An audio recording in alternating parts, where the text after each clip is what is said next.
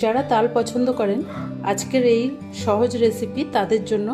যারা একদম চটজলদি কিছু বানিয়ে খেতে চাচ্ছেন তাহলে এই তালের লুচি আর তালের ক্ষীর অবশ্যই একবার ঘরে বানিয়ে খেয়ে দেখবেন। তো খুবই সিম্পলভাবে আপনাদেরকে এই তালের ক্ষীরপুরি রেসিপি শেয়ার করব। তো চলুন কিভাবে বানাচ্ছি একবার আপনাদের সাথে শেয়ার করি। নমস্কার বন্ধুরা, আমি সুজাতা, আপনাদেরকে সুজাতাস কিচেনে অনেক অনেক স্বাগত। প্রথমে আমি আটাটা মেখে নেব এখানে পুরির জন্য।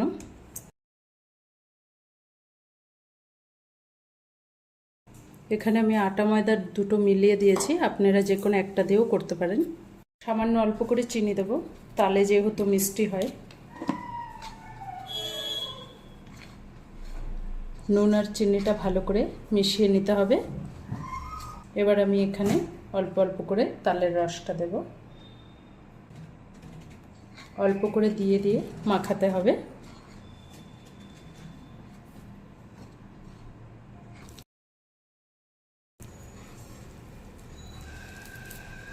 ভালো করে একটা সফট ডো করে নিতে হবে।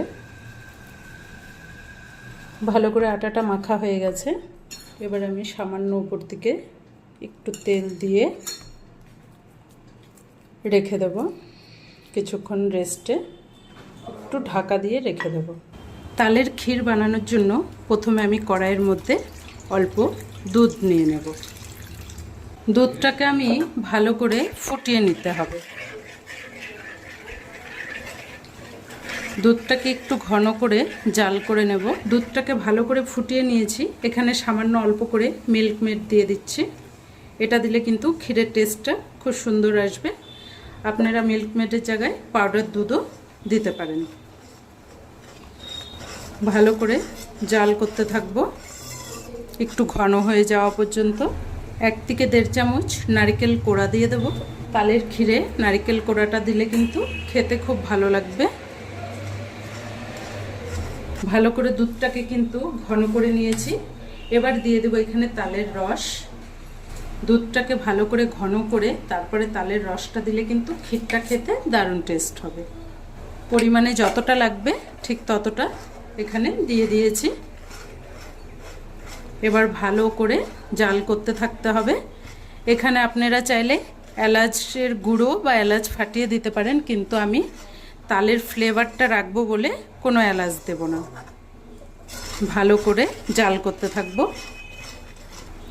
এর মধ্যে এবার দিয়ে দেব তালের মিষ্টি হিসাবে চিনি। যেহেতু এখানে তালটা কিন্তু খুব মিষ্টি আছে, একটু মিল্ক মেড দিয়েছি, তো আমি চিনিটা 1.5 চামচের মতো দিলাম। একবার মিষ্টিটা চিনি দেওয়ার পরে চেক করে নিতে হবে যে কতটা লাগবে, সেই হিসাবেই কিন্তু মিষ্টি দিতে হবে। এখানে আমি 1 চিমটি নুন দিয়ে দিচ্ছি। যে কোনো মিষ্টির মধ্যে একটু নুন দিলে কিন্তু ব্যালেন্সটা ভালো হয়। এবার ভালো করে জাল দিয়ে দিয়ে কিছুক্ষণ শুকিয়ে নিতে হবে। তালের ক্ষীর আমাদের কিন্তু একদম রেডি। এর থেকে আর বেশি শুকালে কিন্তু একদম জমে যাবে। তো এবার ঢেলে নেব। এবার আমি লুচিটা বানিয়ে নেব। আটাটা কিছুক্ষণ রেস্টে ছিল, এবার আরেকটু মেখে নিতে হবে। আটাটাকে খুব ভালো করে মেখে নিয়েছি। এবার আটার থেকে লেচি কেটে নেব, ছোট ছোট করে বানাবো।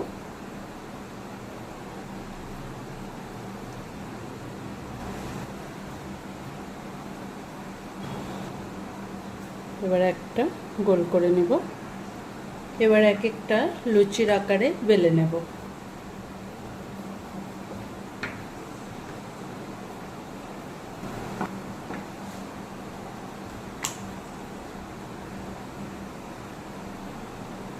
একটা প্লেটে উঠিয়ে নেব।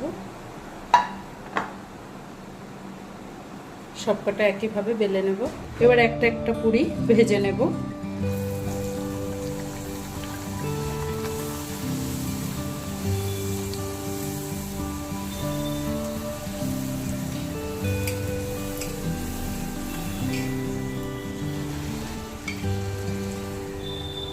সবগুলো এভাবে একে একে ভেজে উঠিয়ে নেব।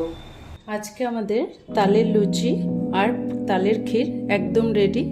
দেখতেই পারছেন কত সহজে কত চটজলদি তৈরি হয়ে গেল।